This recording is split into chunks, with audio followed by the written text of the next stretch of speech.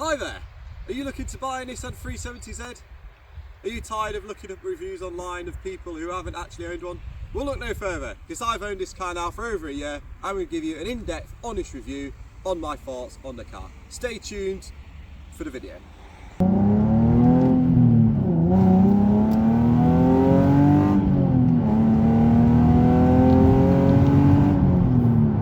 Never fails to put a smile on your face.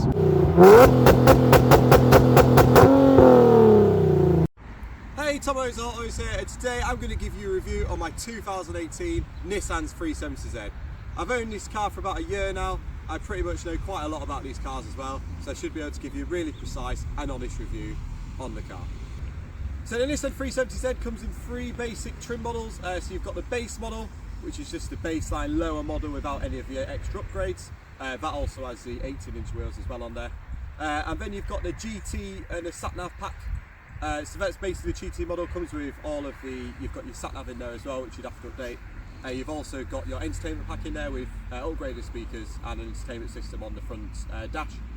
And then you've also got upgraded 19-inch wheels on there as well.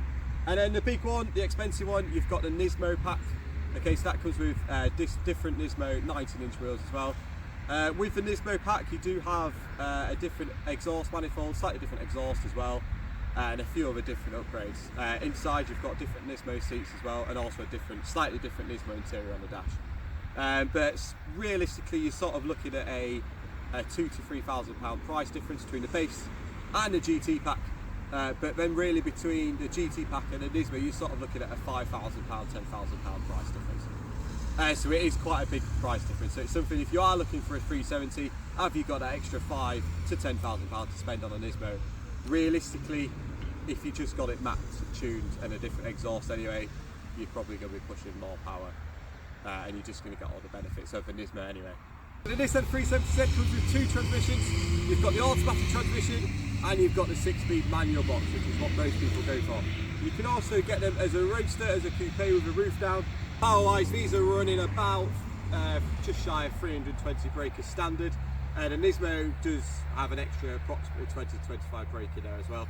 But like I said beforehand, you can just tune the GT of a Nismo just with a different exhaust system on there, just to gain those numbers back as well. Price range, I've seen some automatic transmission cars go for about 9,000 on Facebook and on Auto Trader.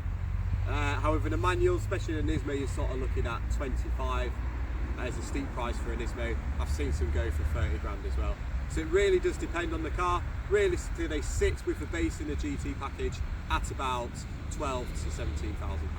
These cars are just sitting shy of about 1,500 kilos, which isn't bad for a wheel-wheel drive car with about 323 brake horsepower in it.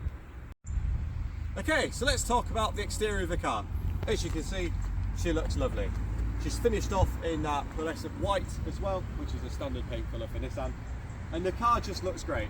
It almost has that coupe GT sort of expensive car kind of feel, if you like. Just like how the portions of the car are set out. So at the front, you've got a really nice long bonnet at the front, housing that V6, which we'll come on to later on.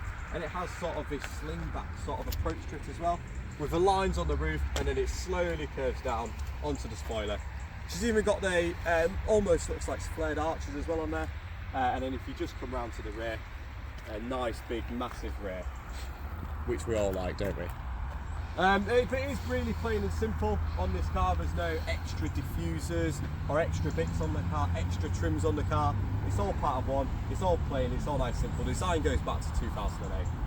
So on this particular example, we've got the Nismo front bumper. I put this on, it just looks much better in my eyes than the standard GT bumper or the standard base bumper, which I will put up in above so you can see that. Just looks way better, fits onto the car nicely, everything works. You've got the RDLs on the front as well, you've got the windscreen washers on the front. In my opinion, it just looks way better. I love the red accent on here as well. So if you are looking at getting a Nismo and you do like the bumper, you do like the side skirts, the rear bumper diffuser that go onto it, potentially that's something that can catch your eye. Moving on to wheels, we've got these lovely 19-inch, these are forged alloys as well. You get these on the GT package, so this is a base model, as you'll find out later in the video. I have swapped out the base model wheels, which are 18-inch. They just don't look as good as these lovely forged raised alloys, which are standard on the GT package. These are finished in a lovely caca grey as well, and they do they do perform really nice. They do. You can feel the balance on the road with the wheels. It does feel nice planted, and it does feel really good to drive. On the rear, we've got this contemporary and stylish spoiler, if you may call it that. Also could be called a lip. You can get much bigger spoilers on there if you really do, or a BGW if you know what that stands for. Let me know in the comments down below. But I do like the spoiler on this. Okay, on this car I've actually got a aftermarket exhaust system, so I've got the Gemini Nvidia GT catback on this car, and it just makes it sound much better. Gets rid of a few of the really large back boxes, replaces them with smaller ones, gives the car a much nicer tone, which I will post next.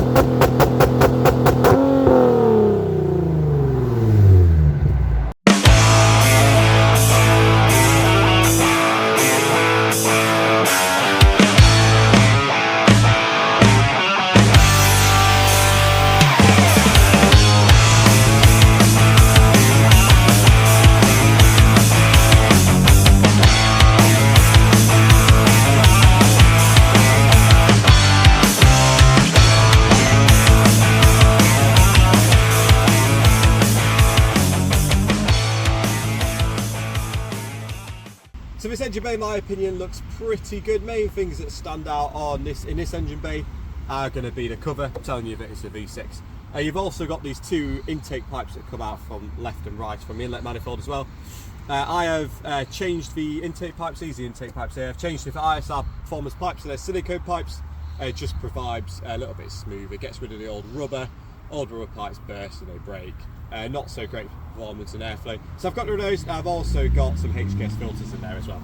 So all I did was that, it's just for the mapping, which I'll come on to a bit later on, just to help that car breathe and just make it perform a bit better. But engine bay wise, in my opinion, looks really good. The interior, however, I would like to say isn't so great, it isn't so bland. Just an example of that, okay, you've got this here. It's just your standard CD player in any car. This is a base model, so it doesn't include the GT package, so instead of this cubbyhole here, okay, you would include a GT package on there as well, which has like a navigational system and an entertainment system.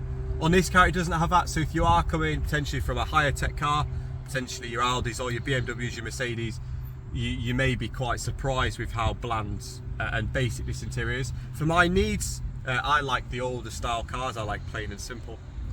So I quite like it. It suits my style very much. But for example, this car doesn't have Bluetooth. That's one thing. The GT package does. This car doesn't have Bluetooth on the base model, so just something to look out for. But realistically, as you would sort of expect, it's mainly just your cheap plastics in here. You do have this sort of nice leathery, fake leather sort of feel on here as well. The seats, so these seats are cloth seats here. The GT package comes with leather seats, and the Nismo package comes with nice bucket seats as well, which is really good. I've just sort of put some carbon effects, so you'll be able to see here, there's like carbon effects on here, there's carbon effects here. On the dash there's carbon effects as well. It's just to try and give it a bit more of a nicer feel, if you like. It's got old looks as well, so it's got like lots of silver parts, so I've replaced all the silver parts, like I said, with the carbon, just to make it look a bit better. The steering, however, is really good. So the steering feels really good from the hydraulic power steering system. So it's not electric, it's hydraulic, which is really good as well. Gives you a much nicer feel from the road. You can feel if it's twitching about, if the rear wheels are going, and you can feel that quite quickly as well. It's a nice big steering wheel, feels really good to hold, which is nice. And you've got the gear knob. The gear knob's absolutely fine. It feels really good to shift as well, and the clutch feels really great. But as I said, for the interior, it is quite basic. It's something that you may have to get used to, if you are coming from a newer car or a car that wasn't designed in the early 2000s. If you're coming from your BMWs or your Mercedes, it may be something to get used to. From a dashboard point of view, I think it looks pretty good. So you've got your fuel hit. We're running out of fuel. You've got your temperature, which is just down here as well. Let me just focus the video. You've got a lovely, nice, large rev gauge there as well. So you're always knowing exactly what the car's doing, especially when you're driving it spiritually. It's really good to have that big, massive rev gauge there. I think it looks quite nice. And you've also got the speedometer on the right side. But it's very, very basic inside. You've got very basic features really, such as it's telling me the door's open. MPG, yeah, okay. It is your range till you're running out of fuel. Like I say, it is quite basic here. There's none of that tech. It's giving you outside temperature. You've got no other tech, so there's no way of recording your maintenance inside the car or anything like that. It's all done by a book, which I like. It's up to you guys what you think. But that's the steering wheel. It looks pretty good, nice and sturdy steering wheel, and you've got all your controls, indicators, etc, etc, what you need. You've also got these 3 gauges here. Their use is quite limited in my opinion. So you've got a clock, yep, nice one for that. On the middle one, as you can see there, you've got, just letting you know, your battery voltage, yeah, okay. That's something you really need to know, let's be honest. And then all you've got there is your water temps. Again, maybe it could have replaced it with other things. You know, the clock and the battery isn't too needed, but I suppose you've gone there, haven't you? Like I said, the GT package does come with the screen on here, so it does look a little bit better and also adds functions. Door cards wise, again, plain and simple. I've put some carbon effects on there. Like I said, it's plain and simple, this interior really. There's nothing too much to boast about, but that's just what it looks like. I'd say, in my honest opinion, it's one of the things that does let down the car a little bit, especially in the controls on the steering wheel you've got for the cruise control. It's just starting to look a bit old now, maybe. But again, it's completely down to personal opinion. Inside, you got a pretty decent sized boot, really. We go out shopping quite a lot. We bring other stuff back as well. You can fit a relatively large amount in this boot space. And you can also put these clips down here as well, which means that the spaces increase, it up, essentially go up to the windscreen. But no, there's no real storage cubby holes. You do have a few on the back over here. This one here, which you can just pull out like so. And that's it really. I just put the vehicle docks in there. Apart from that, you've got a few cubby holes of storage. You've got this in here. That's the storage, and again, you've got the glove box, and then you've got this here in the base model.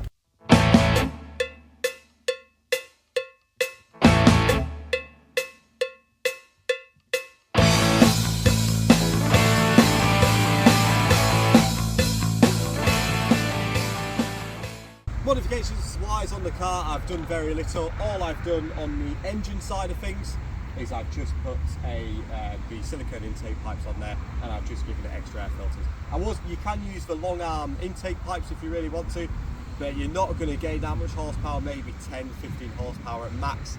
They set you back about 500 to 800 pounds. You do have to move front bumper to get them in. They do look a lot better. It just depends if you want to justify that really. In the rest of the car, all I've done is I've just fitted the Nvidia Gemini fatback exhaust system. She's also got an ECU tech on there as well. And when I took her to Horsham Development, she made an extra 20 odd, 25 brake horsepower of it. She's running about 340, 345 to 350 approximately. So realistically, you don't get much gain out of these when they're standard, when they're an 8. You can turbo them. So if you look at Matty Bennett Car Mods Track 2 parts on there, you will see that he had a rear turbo mounted 370. He got loads of power out of that. It was a crazy car.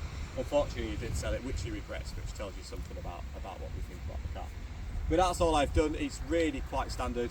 I would highly recommend, if you are getting this car though, and I don't have any before videos unfortunately, is to get the exhaust system upgraded.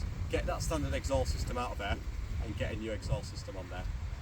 It sounds really quiet, really throaty, as do pretty much any car stock. It's just a big upgrade that I would absolutely recommend you do. That exhaust set me back about £200 and I fitted it myself. So I've had this question asked to me quite a lot now. What shall I buy? Shall I get a 350 or shall I get a 370? Okay, I have to say, I haven't driven a 350, but I have been in the 350s and I have worked on the 350s. And I've obviously looked at them at car meets and car shows and spoke to their owners, etc. My honest personal opinion is the 370 is just better in every way. Okay, it looks better, it drives better, it produces more power, the engine's much more better, it's much more reliable as well. I just personally would take the 370. The only difference and the only drama you're going to have between the 370 and the 350 is the price. You pick up a 350 now for under £5,000, and really expensive ones, imports, maybe go for £8,000 to £10,000. But realistically, you're going to pick up a good one for about £5,000. Okay. With the 370, you just simply are. You're going to have to spend about £10,000–15,000 for a good one. Okay, and that could put a lot of people off. Your budget is below £10,000, or if you've got about £5,000 spent and you want to get into a rear-wheel drive V6, maybe the 350 is for you. The only drama with the 350 is, in my opinion, the engines are quite lazy. They rev really lazy. They can be a bit more unreliable as well. They do have certain engine problems as well, which you've got to look out for, just as this car does as well, which I'll go on to later in the video. But in my honest opinion, even the interiors look better on the 370 as well, which is something to say. The 370, which is quite rare for a newer car, in my opinion, compared to an older car, is just much better.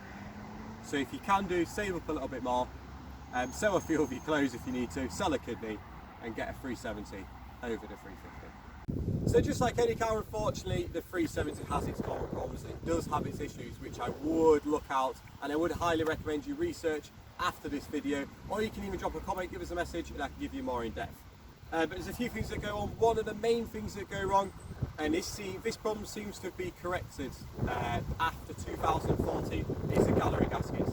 Okay, gallery gaskets sit on the front of the engine, they like to leak, they like to go, causing all sorts of oil pressure problems, chain problems, etc, etc. It's something to note, I haven't had an issue with this car. Okay, I've known a few people who've had 370s now, they haven't had an issue either on their cars. It seems to happen on the earlier models for some reason, maybe it's because they're older, done more mileage, etc, etc. But it is really certainly something to look out for. The next common problem which I actually haven't had to deal with myself, and I haven't heard of it happening for real in real life of any other cars, but it is something that's happened on the forums that people like to mention and in other videos, is the axle click on the rear of the car. Apparently when you take off the axle that's secured in there, it likes to click. I haven't heard it, like I say, make any difference to the performance on the car. It just can just be slightly annoying. And follow me around for the next one. So the next one, this is quite a big one actually, and it's something that I would certainly recommend getting sorted and certainly getting the maintenance up to date on it. Is the concentric slave cylinder on the clutch. Okay, and I'm just going to open this part up. So here you've got the brake fluid and you've also got the clutch fluid. Something to note, and if you are buying the car, please check this. Make sure you do check this. Okay, this is your clutch fluid and just in there. And what I do, we'll pan the video onto there so you can see. Okay, it's nice and clean and there's no debris inside it, which is good, which is exactly what you want. However, if you are going to look at the car and you do find on the car that there's loads of bits inside it, loads of debris, you potentially, and it's really, really dark, potentially your clutch safe cylinder is about to go. Okay, and that is not good. I've heard people that are just stopped at the side of the road, they're unable to get into gear and they're unable to move the car. How I get around this, okay, is either you can get a kit for it, which essentially just go in its place, or you can, I just change my clutch oil every time I change my engine oil. I change my engine oil every 6 months, I drive it quite hard, I like to keep the engine nice and fresh. I change it at the same time. Okay, then I can keep count on, is it getting worse, is it getting better, are bits forming at the bottom, do I need to get it changed, all that sort of stuff. It is quite a big problem, I'm not going to lie, and there's no trend of it happening at sort of the earlier cars and not of the later cars. It just seems to happen in all the cars, and it just seems to get worse at regular intervals. So that is going to cost you about maybe £1,000, £1,500, and it is probably the biggest problem that you'll get on the 370. Apart from that though, realistically, okay, everything else is pretty reliable. The engine is pretty reliable, I drive it quite hard, it's not giving me any issues at all. The gearbox has been great, interior's been great. In my ownership, I've actually had no problems with this car at all. I've changed a lot of things, I've done all the maintenance on the car, I've done all the fluids, I've done the belts, etc. It's not given me any issues at all. So in terms of reliability, it's pretty spot on. You couldn't really ask for anything more. Just check that clutch fluid, make sure it's good, and again, like I said, do your research. Good and bad bits on the car, that's what everyone wants to get to, right? Good bits are the looks. It looks excellent. It looks like a GT car. It looks like a race car. The Nissan have designed this really well, and in my eyes it is one of the best looking cars you can buy for under 20 grand. The sound, which I'll post clips, okay, the sound is excellent. Once you get that exhaust changed, that V6 sings, and it really, really does sound good. I bought this car for the looks, and I bought this car for the engine. Okay, I know a lot of other people do as well. I think the wheels are great, the brakes are really good as well.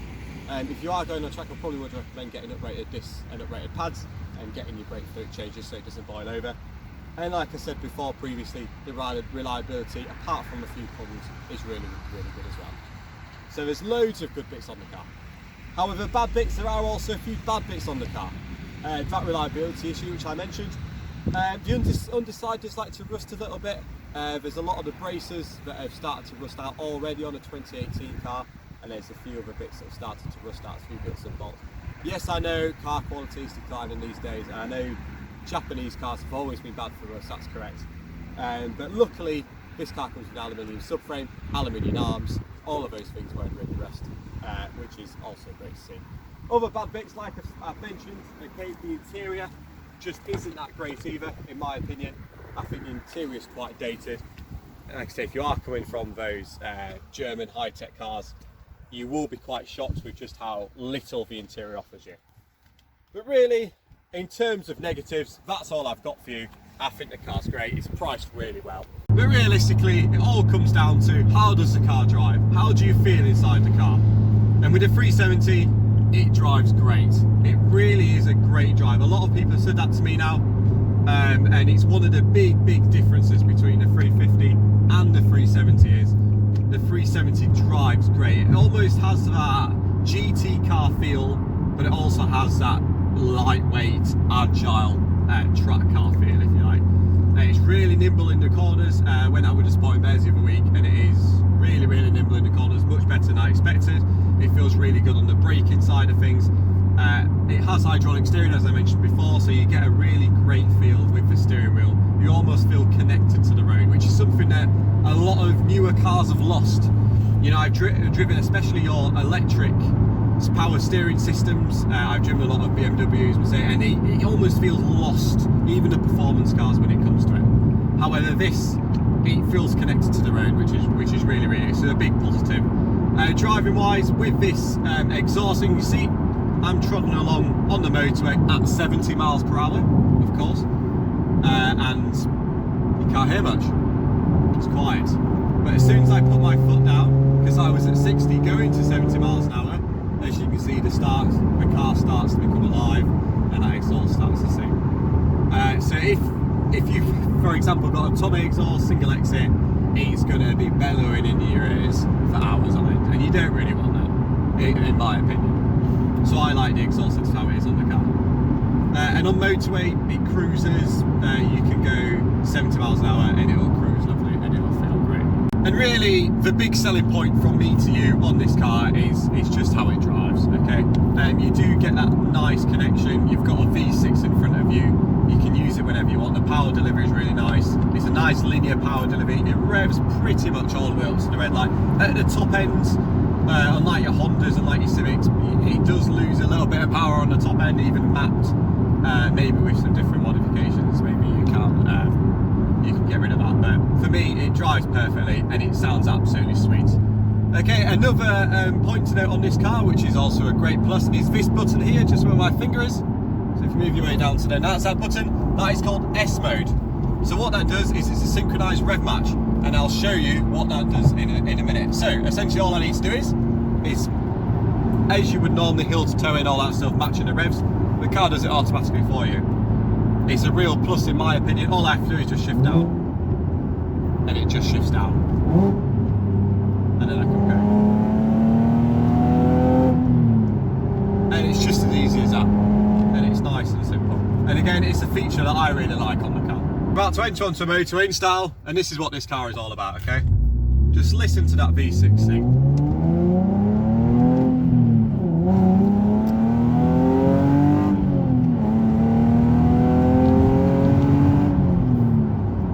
fails to put a smile on your face.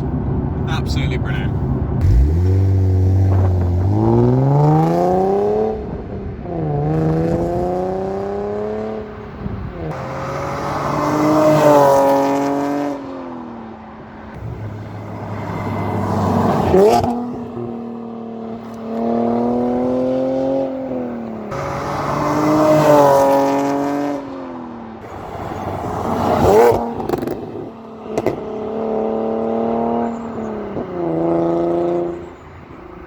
So this is where I'm going to rate all the parts of the car. So the interior, exterior, engine and the drive. I'm going to rate them out of 10 and then we'll come up with an overall score, an average score for what I think of the car.